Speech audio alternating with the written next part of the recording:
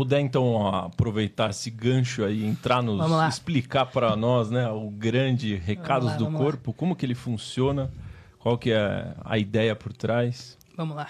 Falamos bastante disso no último episódio também, né, no primeiro episódio. Mas antes de mais nada, né, é importante a gente dar os disclaimers, né, os avisos necessários sobre esse assunto, porque é um assunto polêmico e as pessoas precisam entender o que a gente está falando aqui, né, sem viajar. Então, primeira coisa, tudo que eu estou falando aqui é meu ponto de vista, é minha opinião, baseado nas minhas experiências e no meu conhecimento.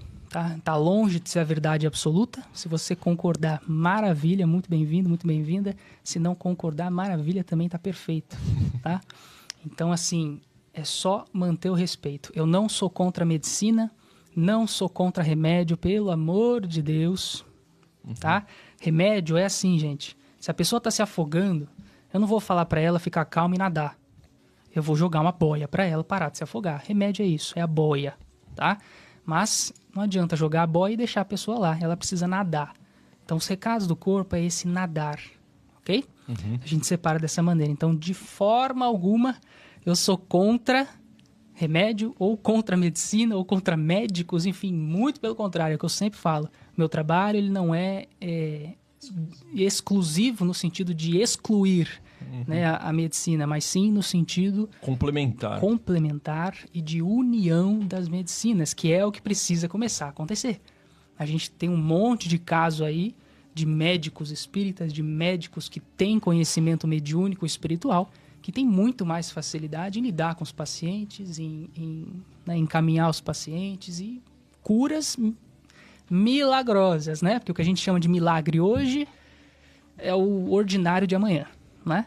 Mas, dito isso, esses avisos gerais, a gente pode começar a falar sobre os recados do corpo. Então, que são, né, os recados do corpo?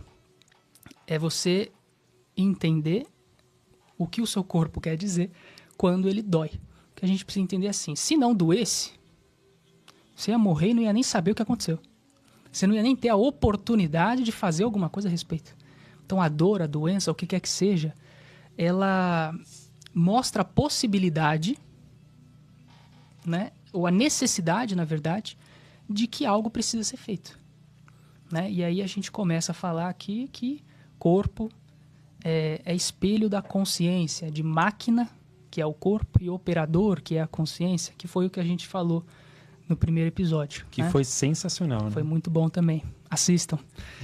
Então, não vou ficar repetindo muito mais coisa. A gente pode entrar em mais detalhes, eu acho, né? E aí eu tô aberto, se vocês quiserem falar sobre algum aí que Qual a galera... que é a que mais chega pra você? Lá? Fibromialgia, disparado. Sério mesmo? Fibromialgia. Nossa, muito. Achei que ia chegar uma coisa. É onde coisa chega mais para atendimento, é onde chega de pergunta. Nossa, muito, muito, muito. Já vamos falar, né? A fibromialgia. A fibromialgia, qual que é o recado que ela traz para nós, né? A fibromialgia, ela está relacionada com uma estagnação prolongada. Então, é alguma decisão grande, importante, que não foi feita, que não foi tomada, tá? Então, o que eu quero dizer com decisão grande? Vamos lá, fim de um casamento, sair de um emprego, mudar de cidade, mudar de país, superar um luto, superar um término, enfim. Coisas relevantes para a sua vida, tá? Grandes decisões. A fibromialgia está relacionada com grandes decisões que não foram tomadas, não foram feitas. Por que dói? O que é a dor do ponto de vista metafísico? Energia acumulada, densificada. Então está preso ali. A fibromialgia é dor crônica, ou seja, dói a todo momento. Né? Ou seja, tem muita coisa acumulada ali. Então, eu tive casos, inclusive, de fazer a mesa radiônica, uma mesa, e a pessoa se curar completamente. De tanta liberação energética que é feito ali. Com uma só? Uma só. Então, assim, e mais de um caso. Né? Isso é muito interessante para vocês entenderem o nível energético que engloba a fibromialgia. Tá? Precisar de remédio, toma remédio. Não sou contra isso, pelo amor de Deus. Mas não adianta nada dar a boia e não nadar.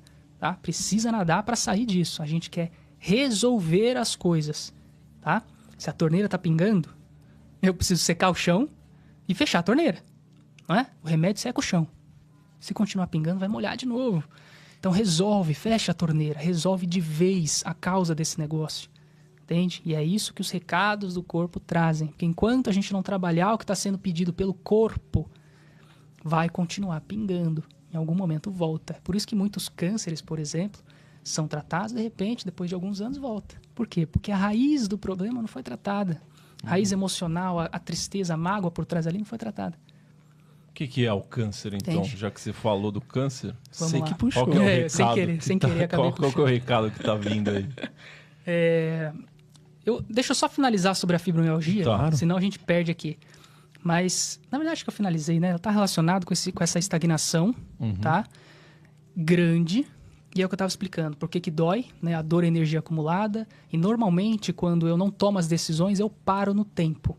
Só que qual que é o problema? O tempo não me espera. Então, a gente vai caminhando junto. Se eu não tomo uma decisão grande, eu fico. E o tempo continua. Certo? O que era para chegar para mim aqui, não chega. Por quê? Porque eu não tô aqui. Tô aqui. Então, um monte de coisa começa a acumular. E é muito comum na fibromialgia a vida começar a travar também em algumas áreas. Tá? Área financeira, área profissional, área de relacionamentos. As coisas começam a pegar. Porque você não está onde você já deveria estar. Há um bom tempo, normalmente. E, curiosamente, as pessoas sabem o que é. Normalmente eu falo assim, ó, tem uma grande decisão que você não tomou. E a pessoa fala, realmente. Então, as pessoas normalmente sabem o que é, do que se trata. Tá? Genial, mas só uma dúvida. Você falou especificamente da fibromialgia, mas, por exemplo, deve ter muita gente que chega perguntando para você, tem gente no chat perguntando, pô, se eu tiver com uma dor na unha do dedo direito, se eu tiver com uma dor, né? Chega, né? Pessoas com bastante perguntas muito específicas. Chega. Daí, vale a dor, né? Vale para todos os casos uma explicação semelhante? Ou pode ser que, dependendo do local do corpo, tenha uma outra explicação? Não, dependendo do local do corpo, tem uma outra explicação. Tá? É que dor no corpo em si, normalmente, sempre vai estar atrelado à energia acumulada. Ou à agressividade reprimida também. Né? Porque quando a agressividade sai, eu machuco o outro. Quando a agressividade fica, eu me machuco. Então, também pode ter a ver com isso, a coisa que você guarda para dentro de si. Mas, dependendo da região, dependendo do sintoma, vai mudar bastante. Tá? Mas eu só dei o exemplo separado aqui da fibromialgia mesmo. Câncer? Bora de câncer. Vamos para polêmica, hein? Eu fiz um vídeo de câncer no meu Instagram. Nossa senhora, mas que loucura que foi. Enfim, os haters vieram. É um assunto muito delicado, né? A gente mexe com muitas coisas. Mas eu entendo. Enfim, eu entendo. Mas, de novo, não sou contra a medicina, não sou dono da verdade, pelo amor de Deus. Isso é psicossomática, isso é metafísica da saúde, né? É algo complementar ao tratamento que a gente já conhece hoje. O câncer, lembra que eu falei da dor, que é o acúmulo de energia? O câncer é o ápice disso. É o acúmulo máximo. Não dá mais para chegar. Porque, vamos lá, quando você pega a energia e começa a densificar ela, fica densificando, fica nesse processo por muito tempo, tá? Fica densificando. Isso aqui vai materializar, vai para o corpo físico isso aqui, tá? Então, por isso que eu digo que o câncer, o tumor, é o ápice do acúmulo energético. É quando chegou num ponto que foi para o físico, virou físico, de tão denso que está a energia ali, de tão carregado, de tanta coisa que foi acumulada ali. Então, normalmente, vai estar relacionada com mágoas, tristezas, insatisfações da vida, raiva guardada, ódio guardado, tá? Normalmente, questões emocionais do passado guardadas, que nunca foram ressignificadas, que nunca foram trabalhadas, tá? O câncer, normalmente, ele tem a ver com isso. Então, a necessidade de perdão fundamental no câncer, se tiver algo para ser perdoado, é claro, porque não são todas as situações. Auto-perdão, que é muito importante também, e amor próprio. Né? Amor próprio. Inclusive, queria mandar um beijinho para minha avó também. Recentemente, ela foi diagnosticada com câncer de cólon e a gente começou a fazer um tratamento com ela. Sumiu. Que incrível. Muito incrível. E as regiões que dá o câncer tem a ver também? Muda também. Você pode câncer dar um de exemplo? estômago é diferente, um câncer no coração. Não, coração não dá, né? Acho que é o único órgão que não dá. Câncer no rim, câncer de cólon, tudo vai mudar. E aí a gente entende, o câncer, o recado do câncer é acúmulo máximo. E aí a gente parte para a região, entendeu? É assim que a gente vai mudando as interpretações. Então, câncer no estômago, a gente pega a informação do câncer, que é o acúmulo máximo, e o estômago. O estômago, quando ele é afetado, ele vai dizer respeito também ao engolir, ao acumular energia, sentimentos mais densos, mais pesados para a gente, principalmente como inseguranças, medos, traumas, insatisfações, muito similar com câncer. Então, câncer no estômago é assim, ó, acúmulo máximo, mas normalmente pessoas que guardam muita coisa, que acumulam muita coisa, que não tem aquele hábito de expressar, sabe? O que sente dentro, que sofre calado, que sofre sozinho. Então, normalmente está relacionado a isso. Se a gente pegar o câncer de cólon, né? Vamos pegar o exemplo aqui da minha avó. O câncer de cólon, ele vai estar relacionado mais com a dificuldade de olhar para o nosso lado sombra, dificuldade de olhar para os defeitos, dificuldade de ceder um pouquinho, dificuldade de olhar com mais carinho para si mesmo também. Tem muito a ver com uma questão de autocobrança aqui bem forte, tá? Mas, de novo, câncer é sempre o ápice. É quando normalmente vai sendo acumulado. Isso. Lembrando que recados do corpo não é somatização só desta vida, né? Senão isso não explicaria câncer em crianças. Então, também é um caso importante aqui da gente estar falando, que o que eu falo ali no meu Instagram e nos podcasts que eu vou, é que isso é uma das possibilidades de uma interpretação de uma doença. Mas existem infinitas. Tá? As que eu falo são sempre as mais comuns. Então é importante deixar isso claro. E é o que eu falei, não é só somatização desta vida, né? Podem ser somatizações de vidas passadas. Então vamos supor, você vem de 3 vidas já passadas, tendo dificuldade de se comunicar absurdamente. Você não fala o que sente, não expressa o que sente. Na 4ª vida, você pode vir com um câncer de tireoide já tranquilamente. Percebe?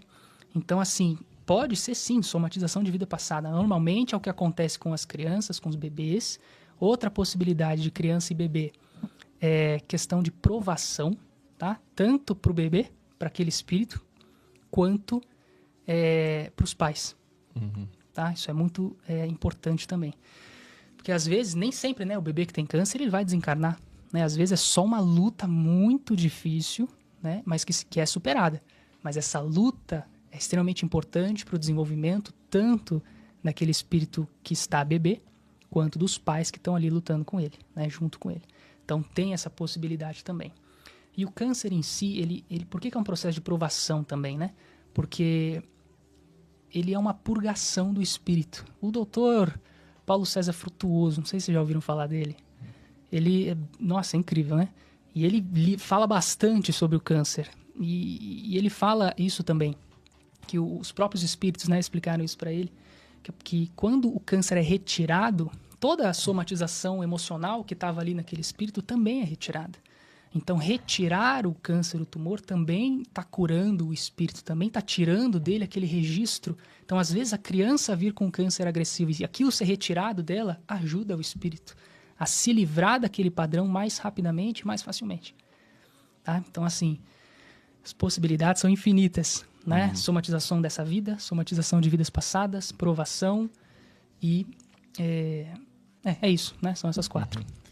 Você falou da sua avó, né? É câncer de cólon, certo? Isso. Se você puder explicar um pouco como foi o processo de terapia com ela? Eu não estava muito por dentro... Não, terapia sim. Eu não estava muito por dentro do processo dela. Mas eu fiquei sabendo, ela teve câncer de cólon, deu metástase no fígado, se eu não me engano. E eu comecei a trabalhar com água fluidificada. Água fluidificada. Né? Eu magnetizava, fluidificava as águas dela e a metástase sumiu e o câncer de cólon regrediu. Caramba. Mas é o que eu sempre falo, quem fez isso fui eu? De maneira alguma, mas nunca. Foi ela. Ela tem uma fé em Jesus imensa. Entende? E ela conhece meu trabalho, ela tem orgulho de mim, então envolve todo esse processo, né, de acreditar no que eu estou fazendo. É isso que cura. Acreditar cura, né? Mas, sem dúvida. Terapeuta, você terapeuta, você acha que você cura alguém? Você não cura ninguém, meu amigo. Quem cura é a pessoa vem de dentro. O terapeuta a cura vem de dentro. Auxiliar no processo de acreditar, né? É quem dá o primeiro empurrão, ele te tira da inércia. Eu falo isso, meu papel é tirar as pessoas da inércia. Se ela não continuar caminhando, não acontece nada. Ela vai parar de novo e vamos fazer de novo o trabalho. A gente vai ficar empurrando e parando, empurrando e parando. Não, é empurrar e você anda. Então, o acreditar, é 80% da cura. 80%. Ah, vou fazer reiki com o Henrique, vou fazer lá a técnica nova do Henrique e tudo mais. Pode fazer, tem que fazer, ajuda muito. Mas você é ainda mais importante. Você tem um papel ainda mais importante para a sua cura. O que as pessoas hoje falam, né? Jesus é o Salvador. Não, você é seu Salvador. Jesus é a inspiração. É ser como ele.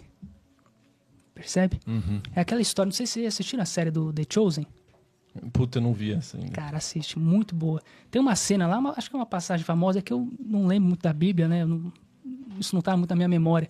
Mas tem uma cena ali, que a mulher acredita tanto em Jesus, ela tem um problema dela lá de saúde, que ela acredita que só se ela conseguir tocar nele, ela vai se curar. E aí tá naquela multidão, né, dele na cidade ali, de repente ela consegue só encostar no manto dele e ela é curada, e ele percebe isso, né? E aí ele fala para ela justamente, a sua fé te curou. E é justamente isso. Ele não fez absolutamente nada, ele estava andando. Quem que curou essa mulher, então? É a crença dela que aquilo vai dar certo. Percebe? Tá aí mais uma coisa importante dos jovens aprenderem. Cocriar. Manifestar. Tudo começa na mente, tudo começa no pensamento. O pensamento é 50% de tudo na sua vida. Os outros 50% é fazer, é você. É ação, né? Consistência, persistência, é o que a gente já sabe. Mas sem acreditar não acontece nada. Então o processo da minha avó é isso. Né? Ela se curou. Eu fui uma ferramenta para que isso fosse possível, mas eu jamais curei a minha avó. Ela mesma se curou. Genial. Ou seja, sem a crença na cura, se você não acreditar que você pode ser curado... Pode acontecer. Pode acontecer. Pode acontecer. Mas, de novo, precisa dificultar o processo? Não é melhor que você facilite o processo? Então vamos facilitar, meu pô. Tá entendendo? Então... E quando acontece, mesmo a pessoa não acreditando, tem alguma coisa ali espiritual que aconteceu? Tem. Não é o momento. Né? Muitas vezes, tem muitas doenças que são causadas também por trabalhos. Rituais que são feitos, demandas que são enviadas para a pessoa. Isso tem de monte também. Isso é uma coisa que o pessoal acha que não existe, né? Existe. E existe muito, tá? Existe muito. Feitiçaria, magia, trabalho. Isso aí pega. E acaba realizando. Né? Sim. Como que a pessoa pode quebrar isso? Uma feitiçaria que fizeram contra ela, um voodoo. O fazer, o desfazer, na verdade, é somente com alguém que entende desse negócio ou que trabalha com alguma coisa nisso, né?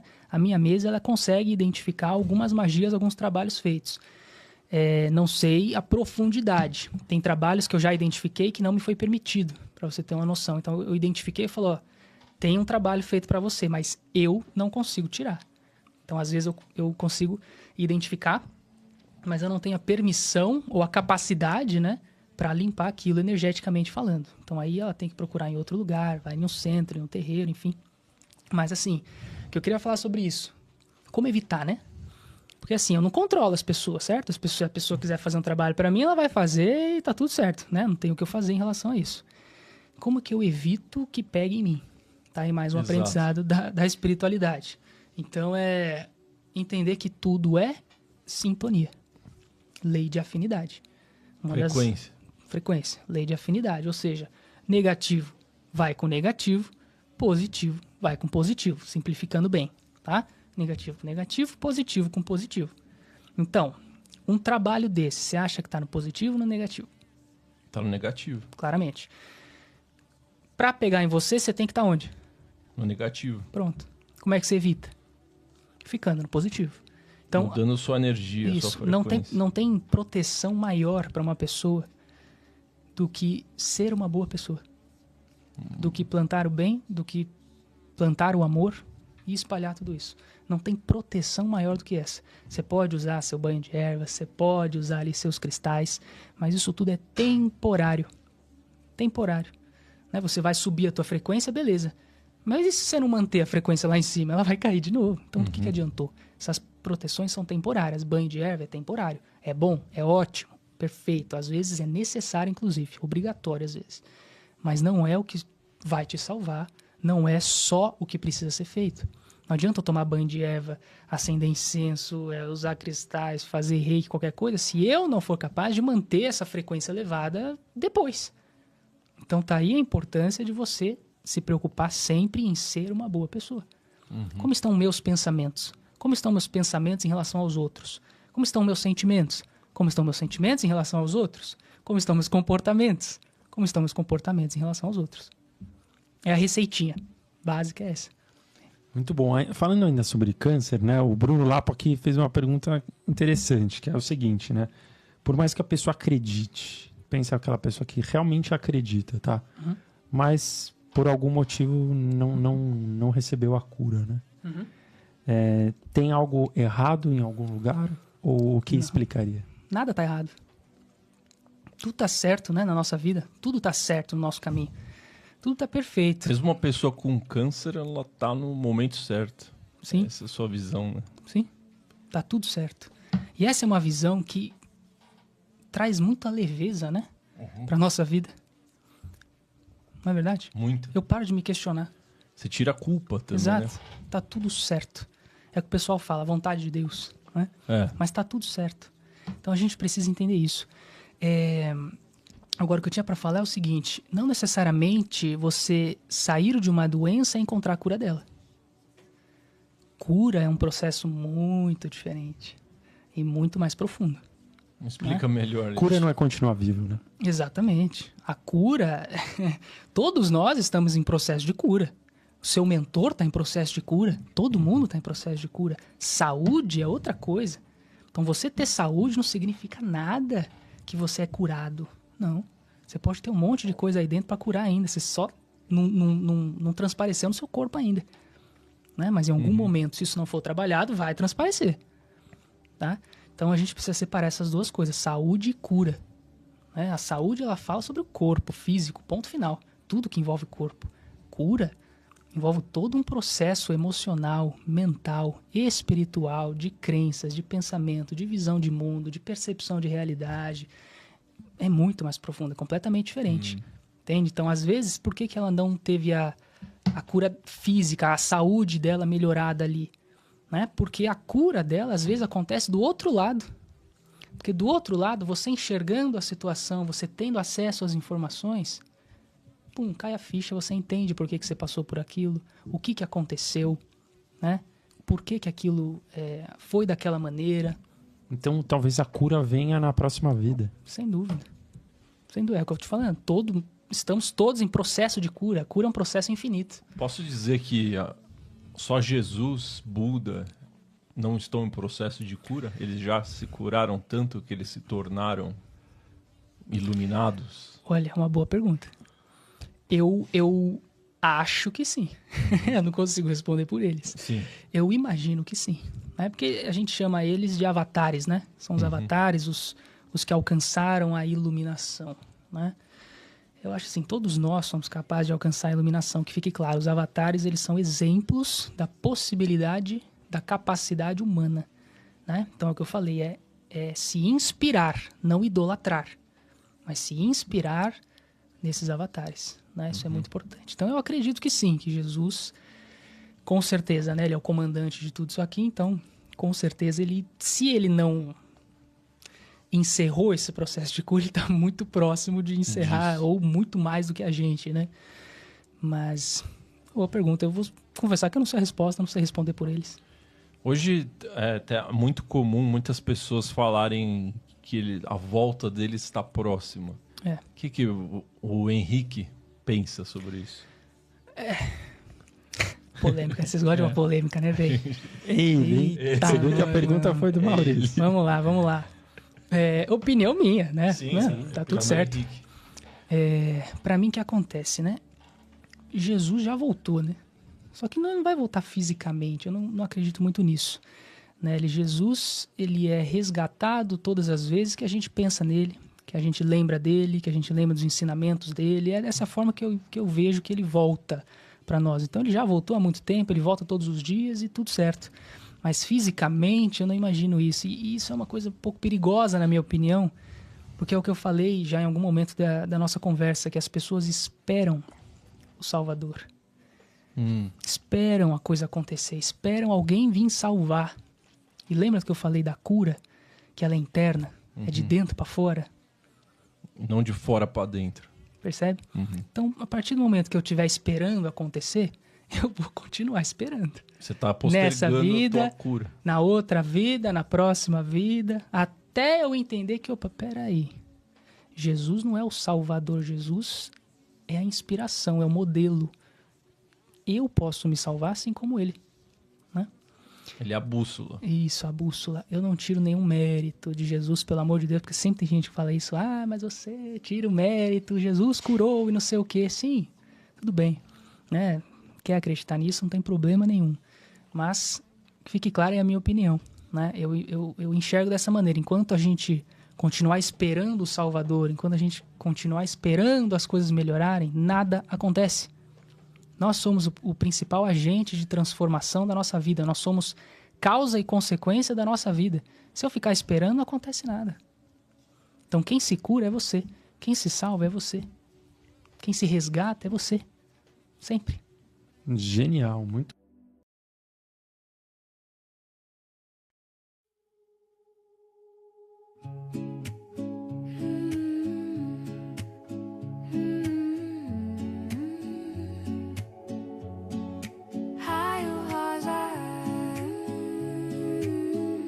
Respira,